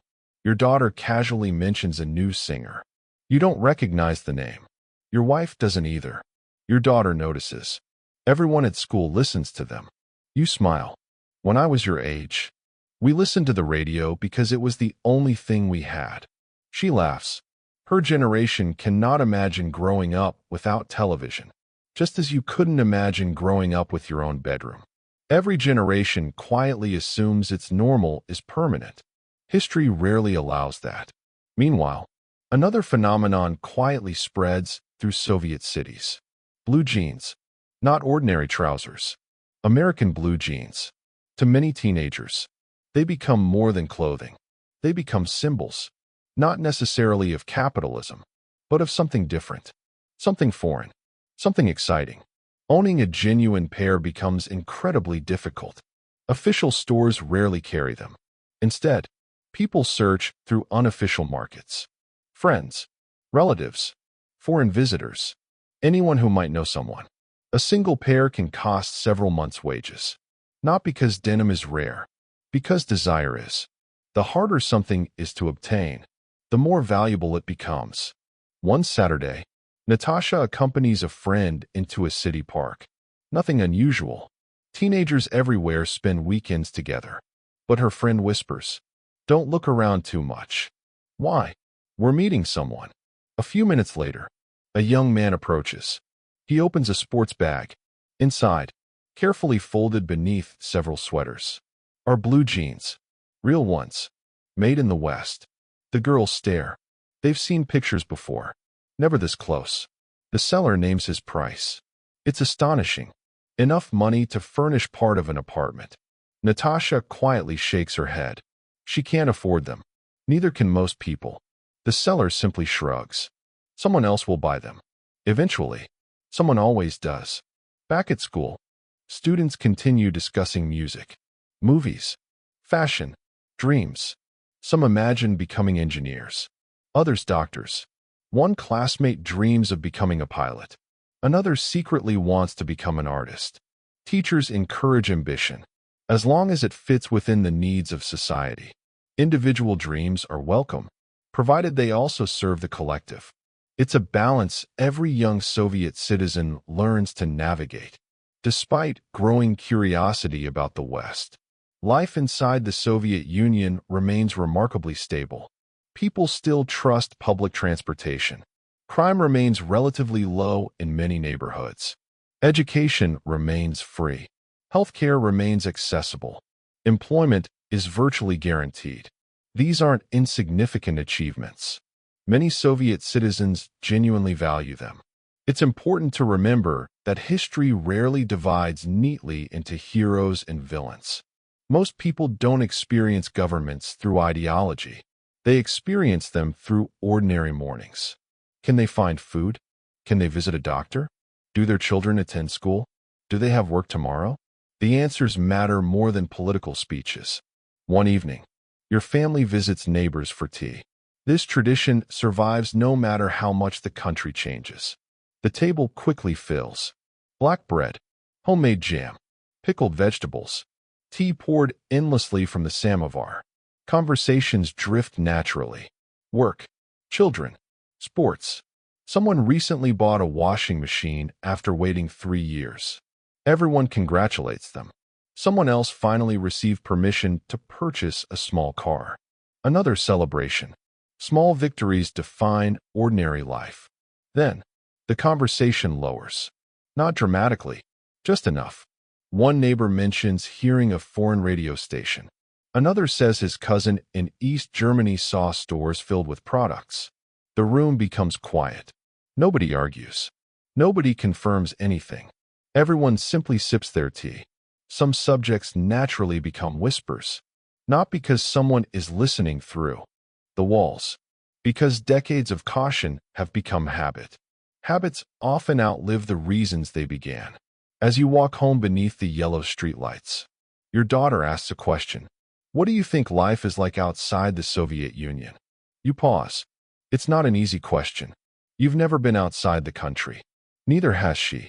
Everything either of you knows comes from newspapers, radio, or stories told by people who've heard stories from someone else. Finally, you answer honestly. I don't know. It's the truest sentence you've spoken all week. Because for millions of Soviet citizens, The outside world remains less a place and more an idea, one shaped equally by imagination, propaganda, rumors, and hope. But before long, the Soviet Union itself will begin changing once again. Not because teenagers are listening to foreign music, not because people want blue jeans, but because the economy that once seemed powerful is beginning to slow, and ordinary families will be the first to notice. By the late 1970s, something changes. Not suddenly, not dramatically. If you looked at the Soviet Union from space, you'd never notice it. Factories still release smoke into the sky. Trains still crisscross the country. Schools still open every morning. Children still wear pioneer scarves. Life appears normal, but ordinary people begin noticing something different. The grocery store feels a little emptier than it did a few years ago. The lines seem a little longer, and the waiting never quite seems to end. You leave work on a Thursday afternoon. Your wife asked for only 3 things: butter, eggs, cooking oil. Simple enough. Or at least, it should be. The first store has no butter. The cashier barely looks up. Maybe tomorrow. You've heard those words before. The second store has butter, but no eggs. The third has eggs, but no cooking oil. By sunset, you've walked nearly 5 miles across the city. You've carried 3 separate shopping bags, and somehow, you still haven't completed a list containing only 3 items. This becomes one of the quiet frustrations of Soviet life. Not starvation, not famine, simply constant inconvenience. Everyday shopping slowly transforms into a scavenger hunt. Neighbors begin sharing information more carefully than ever. The bakery on Lenin Street still has flour. The butcher received pork this morning. The department store has children's boots, only sizes 6 and 7. The news spreads through apartment buildings almost instantly. Telephones help, but most information still travels person to person, across balconies, inside elevators, standing beside mailboxes. A rumor can cross an entire neighborhood before lunchtime. Sometimes, the rumor is wrong. Other times, it saves someone hours of searching. One evening, there's an unexpected knock at your apartment door. It's Mrs. Ivanova from downstairs. She's holding 2 bags of sugar. I bought extra. She smiles. I know your daughter likes baking. You immediately understand. Next month, she'll probably need something you happen to find first. This quiet exchange becomes one of the foundations of everyday Soviet life. People build unofficial support networks, not because they're trying to break rules, because relying entirely on official supply chains becomes increasingly difficult. Friendships begin solving problems that bureaucracy cannot. At work, the conversations begin changing too. Workers no longer spend lunch discussing hockey scores quite as often. Instead, they compare shopping successes. I found sausage yesterday. Where? Near the train station. What time? 8 in the morning. Was there much left? Not after 9. These conversations become almost strategic. Finding food requires planning, timing, sometimes luck. The factory cafeteria remains dependable. Simple meals continue arriving every day. Soup, potatoes, bread, tea. No one leaves hungry, but everyone notices. That grocery shopping outside work has become noticeably harder. One Friday, your supervisor gathers everyone together, not for production targets, for something else. The ministry requests volunteers. Several workers exchange curious looks. Harvest assistants. Every autumn, factory workers across parts of the Soviet Union are temporarily sent to farms. Officially, it's an opportunity to help collect crops before winter. Unofficially, everyone understands the real reason. There aren't enough agricultural workers. Factories pause. Office employees leave their desks. University students postpone classes. Thousands of people head into the countryside to bring in the harvest. You volunteer, not because you're especially excited, because everyone knows volunteers often receive extra food to take home. The countryside looks beautiful. Wide fields stretching toward the horizon. Golden wheat, Potato fields, apple orchards. It's peaceful until the work begins. You quickly discover that harvesting potatoes all day is far harder than operating a machine inside a factory. Your back aches. Your hands become sore. Your boots fill with mud. Around you, teachers, students, engineers, and accountants all perform the same work. People laugh at one another's inexperience. Someone accidentally drops an entire crate. Another struggles to keep pace with elderly farmers who've been doing this their entire lives. By sunset, everyone is exhausted. But before leaving, each volunteer receives several bags of fresh vegetables. Potatoes, carrots, onions. You carry them home proudly. Not because they're expensive, because they're available. Back in Moscow, Natasha has finished school. University entrance exams are approaching. Competition is fierce. Thousands of students compete for relatively few places. Good grades matter. Recommendations matter. Entrance examinations matter even more. She spends evenings studying mathematics, physics, Russian literature, sometimes until midnight. Your wife worries she's working too hard. Natasha shrugs. If I don't, someone else will. Despite many shortcomings, the Soviet education system remains demanding. Success is possible, but it must usually be earned. One evening, your family gathers around the television. The news announces another successful 5-year plan. Industrial production is increasing. Agriculture is improving. Living standards continue rising. You don't necessarily believe the announcer is lying. Production probably has increased. Some things genuinely have improved. But as you glance toward the nearly empty sugar jar on your kitchen shelf, you can't help wondering why improvement always seems easier to measure on television than inside the grocery store. That question stays with you. Not because you're angry, because you're confused. How can both things be true? How can the country achieve record production, while ordinary people still spend hours searching for butter? It's a question millions quietly ask themselves. Few ever receive a satisfying answer. By the end of the decade, the Soviet Union still appears strong. Its military is enormous. Its scientists continue making remarkable discoveries. Its athletes dominate international competitions. Its space program remains one of the most advanced on Earth. To much of the world, it looks unstoppable, but strength on the world stage doesn't always reflect life inside ordinary homes.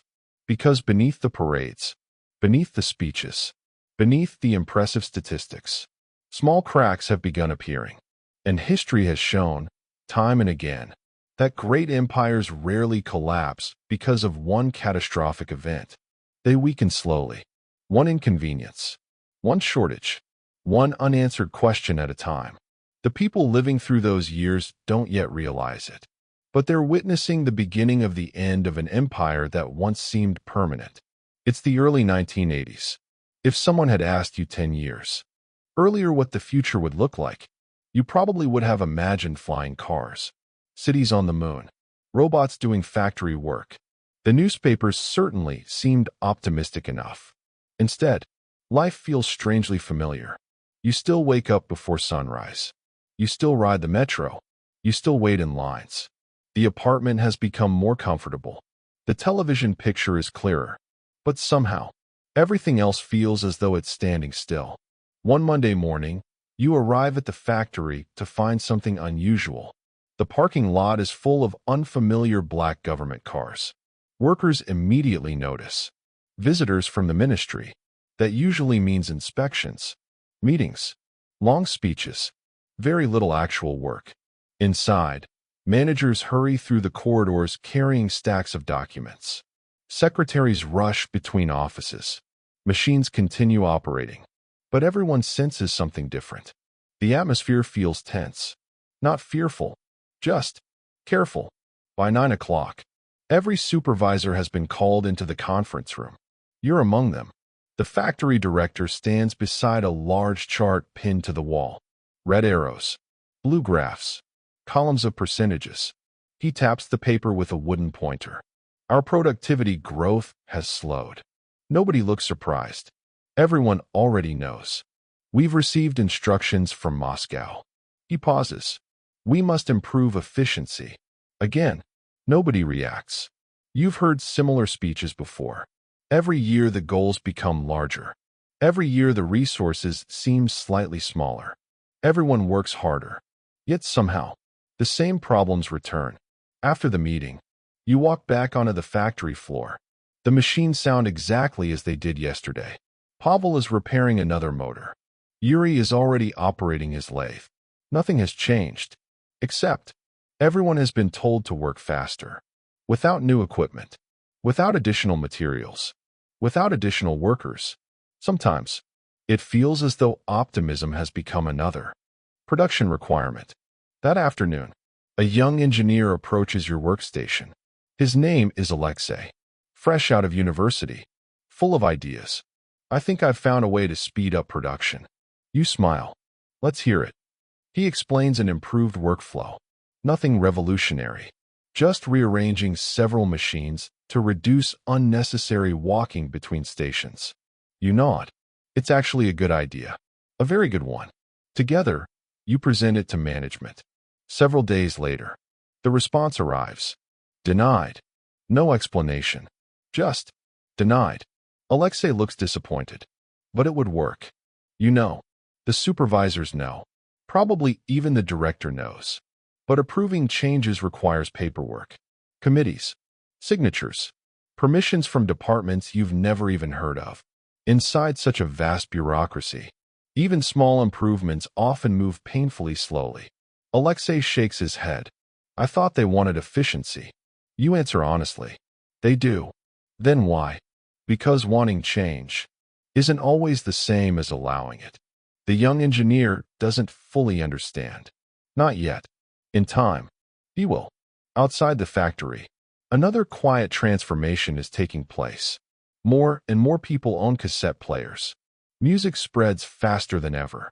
Teenagers exchange recordings after school. Parents often pretend not to notice. Western films occasionally appear through unofficial copies. Entire apartment buildings gather to watch grainy recordings made several generations away from the original. The picture flickers. The sound crackles. Nobody cares. It's something different. Something new.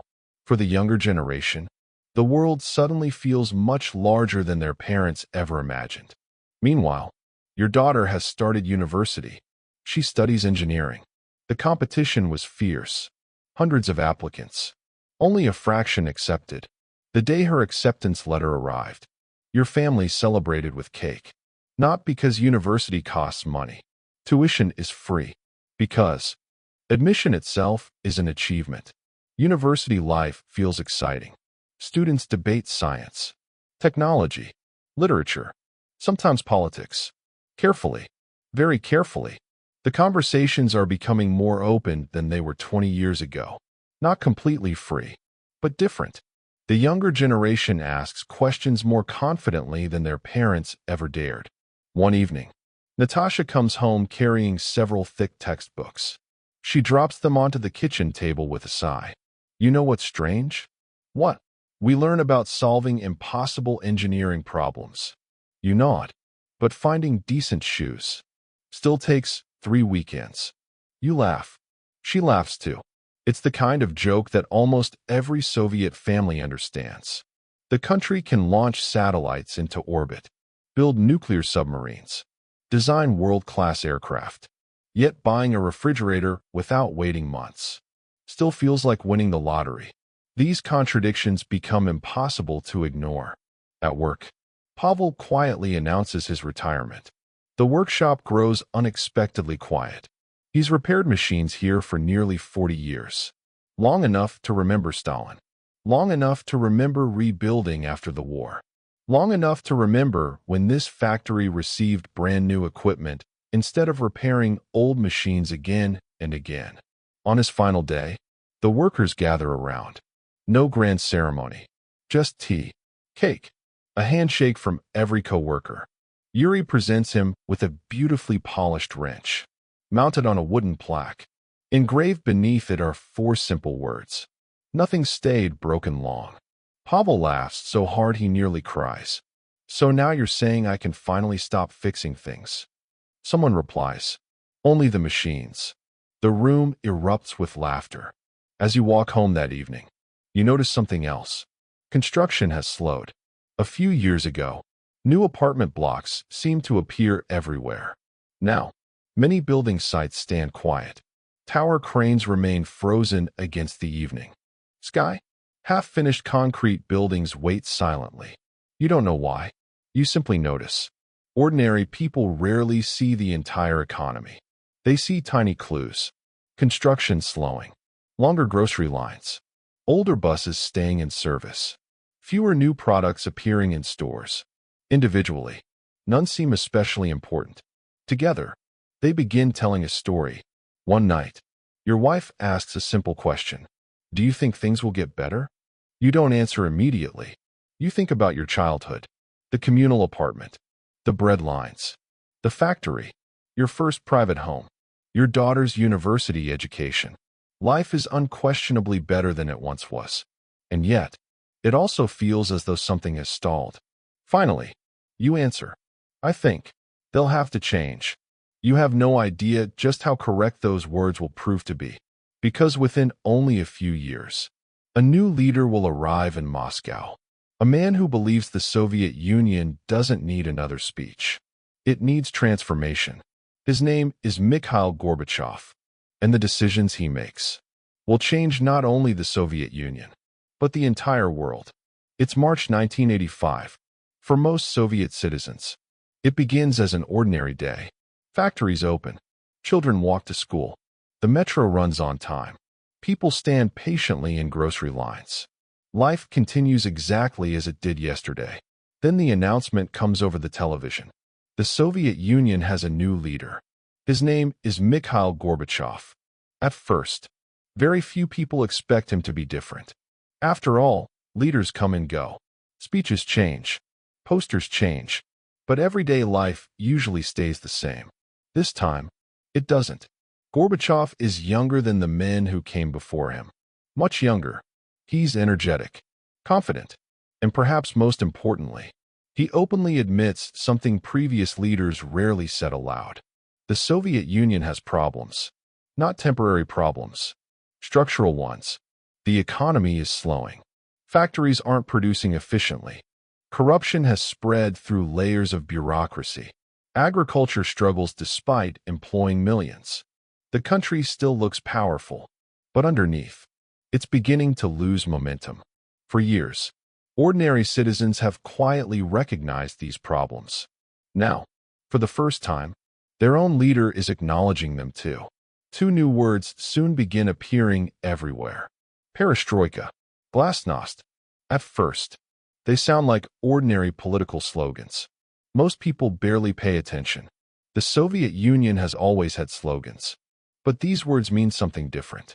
Perestroika, restructuring, an attempt to modernize the economy, to make factories more efficient, to reduce waste, to encourage initiative instead of blind obedience. Then, glasnost, openness, perhaps the more revolutionary idea of the two. People are encouraged to speak more honestly. Newspapers begin publishing stories that would have been unimaginable only a few years earlier.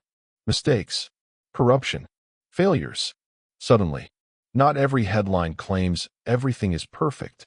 For many Soviet citizens, this feels almost shocking. At the factory, everyone notices the change. Not immediately, but gradually. Meetings become different. Managers begin asking questions instead of simply giving orders. Suggestions are encouraged, at least in theory. One afternoon, Alexei, the young engineer whose production idea was rejected years earlier, approaches you again. You remember my proposal? You nod. They approved it. You blink. Really? He smiles. They actually listened. Within weeks, machines are rearranged. Walking distances decrease. Output improves. Not dramatically, but noticeably. Alexei walks through the workshop grinning like a child on New Year's morning. For the first time in his career, he feels that ideas matter, not just paperwork. Outside the factory, newspapers begin changing too. Articles discuss environmental disasters, factory accidents, economic difficulties, subjects that once remained hidden now appear on front pages. Older readers sometimes stare at the pages in disbelief. Would they really print this? Apparently, they would. People begin talking more openly inside kitchens, then cafes, then workplaces. The caution built over generations doesn't disappear overnight. Habits rarely do, but something fundamental has shifted. The silence is beginning to crack. One evening, Natasha comes home carrying a newspaper. You should read this. You glance at the headline. It's criticizing government officials, not foreign governments. Your own. 20 years earlier, such an article would have been almost impossible to imagine. You finish reading, then read it again. Not because it's difficult, because you're trying to convince yourself it's real. Your wife quietly says, maybe things really are changing.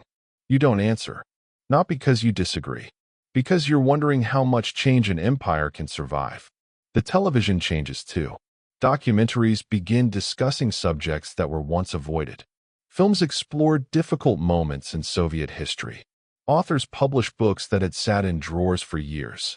Bookstores suddenly develop long lines. Not for food, for literature. People are hungry for information, for history, for stories they were never allowed to hear before. It feels as though an entire nation has begun asking questions simultaneously. Questions that had waited decades to be spoken aloud. Not everyone welcomes these changes. Some older party officials become deeply uncomfortable. For years, certainty kept the country stable. Now, certainty is disappearing. If newspapers admit mistakes, people begin asking what else they've been told incorrectly. If one official can be criticized, why not another? If discussion becomes acceptable, where does it stop? Questions have a strange habit. Once people become comfortable asking one, they usually ask another. And another. Meanwhile, the economy continues struggling. Despite reforms, the grocery stores don't suddenly become full. Factories still face shortages. Many managers simply don't know how to operate inside the new system. For decades, they followed instructions. Now they're expected to make decisions. Some thrive, others freeze. Changing laws is easy. Changing habits built over 50 years is something entirely different. One Saturday, you visit the local market. Something immediately feels different. Private vendors, small family stalls, people selling vegetables they grew themselves. Honey, flowers, homemade cheese. Years earlier, such scenes were far less common. Now, they're becoming increasingly visible. Some shoppers welcome the variety. Others worry. Is this still socialism? The question appears everywhere. Nobody seems entirely sure where the country is heading anymore. Not even the people leading it. At dinner, the conversation turns toward the future. Natasha speaks first. I think we'll be able to travel someday. Your wife smiles. Maybe. You remain quiet. Then your daughter notices. What? You slowly stir your tea. I've lived long enough to know that change is never simple. She nods. But she's 23, young enough to believe that every problem has a solution. You hope she's right. Deep down, you also know history rarely unfolds that neatly. By 1987, something remarkable has happened. The Soviet Union feels more open than at any point in your lifetime. People criticize local officials. Independent ideas spread rapidly. Western music becomes easier to find. Foreign visitors become more common. For the first time, many citizens genuinely believe their country might successfully reform itself. But history often hides its greatest surprises. Because while millions focus on freedom, another force is quietly gathering strength. Not inside Moscow, but across the 15 republics that together form the Soviet Union. People who had long thought of themselves as Soviet citizens are beginning to remember something older, something deeper, their own national identities. And before long, those identities will begin pulling the Union apart from within. By the late 1980s, something strange begins happening. The Soviet Union still exists. The red flag still flies above the Kremlin. The military is still one of the most powerful on Earth. Millions of people still go to work every morning. Yet beneath the surface, the country no longer feels quite as solid. Not because of war, not because of invasion, because people are beginning to ask a question that would have sounded almost unimaginable only a few years earlier. What if the Soviet Union doesn't last forever? It starts quietly, not in Moscow, but hundreds, sometimes thousands, of miles away. The Soviet Union isn't just Russia. It's 15 separate republics. Ukraine, Belarus, Lithuania, Latvia, Estonia, Georgia, Armenia, Kazakhstan, Uzbekistan, and many more. For decades, they've all existed beneath one government, one flag, one communist party, one Soviet identity. But now, old identities begin returning. People start celebrating local languages more openly. Traditional songs, national holidays, regional history, things that had never completely disappeared, but had often remained in the background. Now, they're moving back into the spotlight. One evening, your television shows something unusual. Thousands of people gathering peacefully in one of the Baltic republics. Not protesting wages, not protesting food shortages, simply carrying their own national flags. Flags that haven't been seen publicly in years. The newsreader describes it carefully, very carefully. The language remains cautious, but the images speak for themselves. Something is changing. At work, the conversations feel different too. Not angry, just uncertain. Yuri folds his newspaper during lunch. My cousin in Lithuania says everyone talks about independence. Someone across the table laughs nervously. Independence from what? Yuri simply looks at him. You know, the room falls silent. Nobody quite knows how to continue that conversation. Because until recently, the idea itself seemed impossible. The Soviet Union had existed for generations. Most people assumed it always would. Empires have a remarkable way of appearing permanent, right up until the moment they aren't. Meanwhile, the economy continues struggling.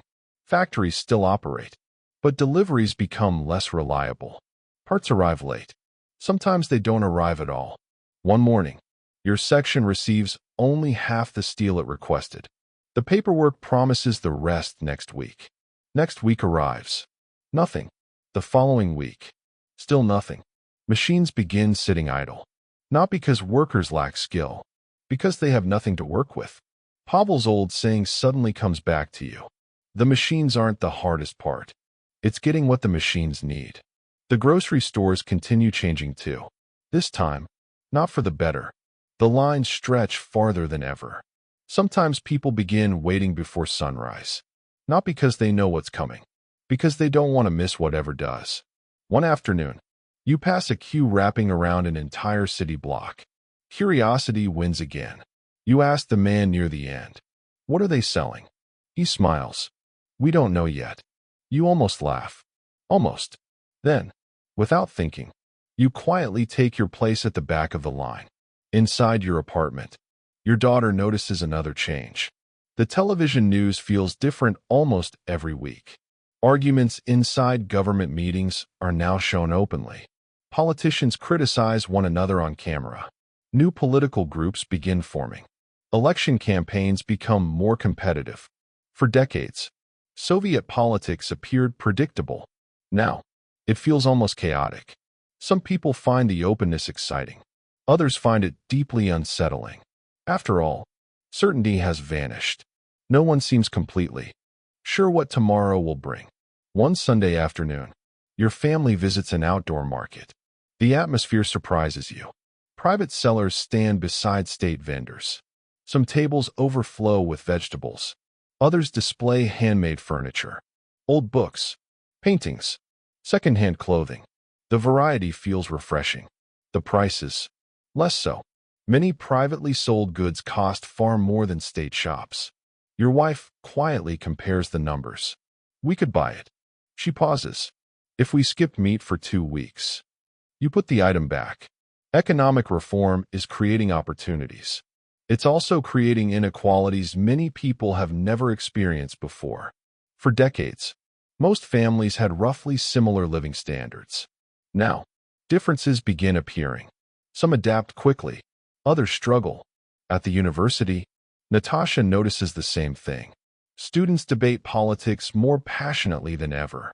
Some argue the reforms should go further. Others insist they've already gone too far.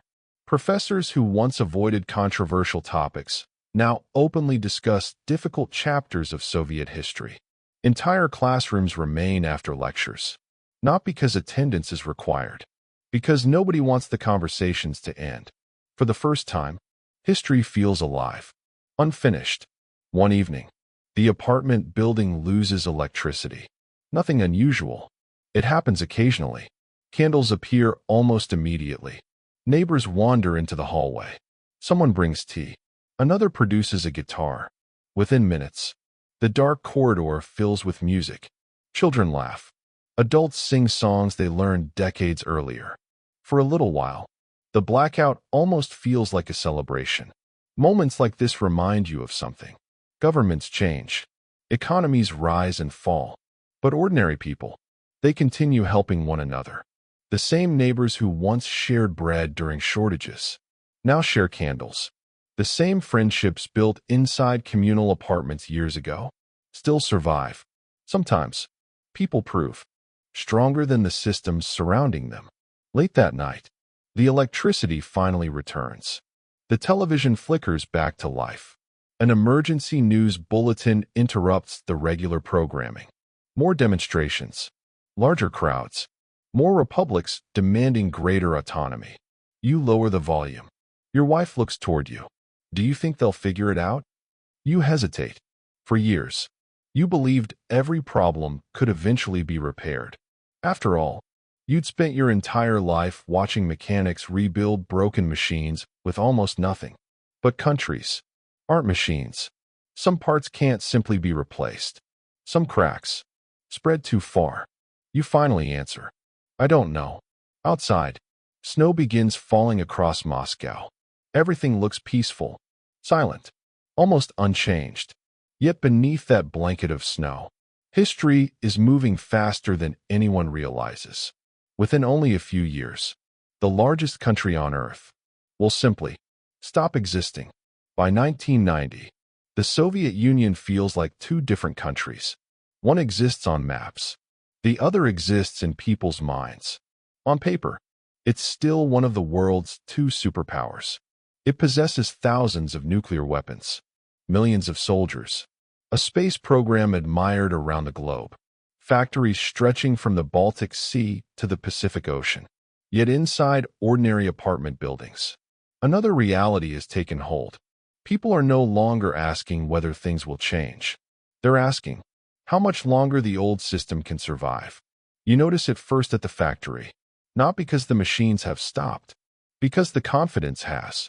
For decades, every morning began with certainty. You knew where materials would come from. You knew who was in charge. You knew the rules. Now, nobody seems entirely sure. Deliveries arrive late. Sometimes they never arrive at all. Management receives contradictory instructions from different ministries. One department tells you to increase production.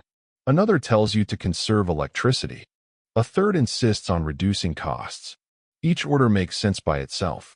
Together, they become impossible. The workers joke that nobody is steering the train anymore. They're only arguing over who gets to hold the map. Then something even stranger happens. The factory begins paying wages late. Not by months, just days, then a week. The money eventually arrives. But the delay is enough to unsettle everyone. For most of your life, there was one thing people rarely worried about: having a job. The Soviet Union guaranteed employment. Now, for the first time, people quietly wonder whether that guarantee still means anything. Outside, Moscow feels different too. Street markets have multiplied, almost overnight. People sell anything they can. Old cameras, military medals, books, kitchen utensils, winter coats. One man stands beside a folding table covered with dozens of used television parts. Another sells homemade pickles. Nearby, an elderly woman offers knitted socks. Nobody seems embarrassed. They're adapting. The Soviet economy may be struggling, but ordinary people have spent generations learning how to adapt. If official systems stop working, they'll build unofficial ones, just as they always have. One Saturday, you decide to visit GUM, the enormous department store beside Red Square. As a child, simply walking through its halls felt magical. Bright displays, elegant architecture, shoppers moving beneath enormous glass ceilings. Today, the building is just as beautiful. The shelves, less so. Some departments remain well-stocked. Others sit almost empty. Customers wander from counter to counter searching for simple household goods. An employee quietly tells a woman that the shipment never arrived. She simply nods. No argument. No surprise. She thanks him and walks toward the next department. Hope hasn't disappeared. It's simply become more patient. Meanwhile, television has transformed completely. Programs now openly criticize government policy. Economists argue with politicians. Historians discuss subjects that remained forbidden for decades. One documentary examines Stalin's purges. Another explores the catastrophic cost of the Afghan war. You sit in silence after watching. Your wife notices. What are you thinking? You answer honestly. I spent half my life believing history was finished. You pause. Turns out, we only knew part of it. Natasha is 25 now. She's an engineer, the profession she'd dreamed about since childhood. But even engineering feels different. Factories cancel projects. Budgets shrink. Colleagues leave for private companies that barely existed only a few years earlier. Some succeed. Others fail within months. The certainty her parents once knew has vanished. Opportunity has arrived. Alongside uncertainty, one evening she says something that surprises you. I don't think my generation wants certainty. What do you want? She thinks for a moment. A choice. You nod slowly. When you were her age, choice wasn't something people expected. Stability mattered more. Now, the priorities have shifted. Neither generation is entirely wrong. They've simply grown up in different Soviet unions. Throughout 1991, the news grows increasingly dramatic. Republic after republic declares greater independence. The names fill the television screen. Lithuania, Latvia, Estonia, Georgia, Ukraine. Each announcement would have sounded impossible only a few years earlier. Now, they arrive almost weekly. The map of the Soviet Union is beginning to change before everyone's eyes. Then comes August. You wake one morning to unusual programming on television. Classical ballet. Again and again. No regular news. No scheduled broadcasts. Just ballet. Anyone old enough immediately senses something is wrong. Rumors spread through apartment buildings faster than the television can explain them. There has been a coup. The army has taken control. Gorbachev has been arrested. No, he's under house arrest. Nobody knows what's true. Everyone knows history is unfolding. You leave the apartment. The streets feel strangely quiet. People gather around radios. Small crowds form outside newspaper offices. Others head toward the Russian parliament building. Some carrying flags. Some carrying homemade signs. Nobody knows exactly what will happen next. Only that the country has reached a turning point. For 3 tense days, the future hangs in the balance. Then, the coup collapses. Its organizers surrender. Gorbachev returns. But something irreversible has happened. The illusion of stability is gone. Autumn arrives. The leaves begin changing color. Life continues. Children still attend school. The metro still runs. Factories still open. Yet everyone senses that the Soviet Union is approaching its final chapter. On Christmas Day, December 25, 1991, the announcement finally comes. Mikhail Gorbachev resigns. That evening, the red Soviet flag above the Kremlin is lowered for the last time. Slowly, quietly, without battle, without invasion, without a final dramatic speech. A flag that had flown over one of history's greatest superpowers simply disappears into the winter night. Moments later, The Russian tricolor rises in its place. For millions watching television, the moment feels almost unreal. The country they had lived in their entire lives no longer exists. You stand beside the window looking out across the snowy courtyard. Children are still playing. Neighbors are still walking dogs. Someone is carrying groceries home. Life continues, just under a different flag. Your wife quietly joins you. So, she asks softly, "What happens now?" You smile faintly. "I suppose we find out." Because that's the remarkable thing about history. When you're living through it, there are no chapter titles, no narrator telling you an era has ended. One day, you simply wake up and realize the world you spent your entire life understanding belongs to yesterday. Tomorrow will belong to something else entirely. Years pass, then decades. The Soviet Union becomes something people read about in history books. Children who weren't even born when the red flag came down begin asking their parents, "What was it really like?" The answers are rarely simple. Some smile before answering. Others become quiet. Because memory has a curious habit. It doesn't remember systems.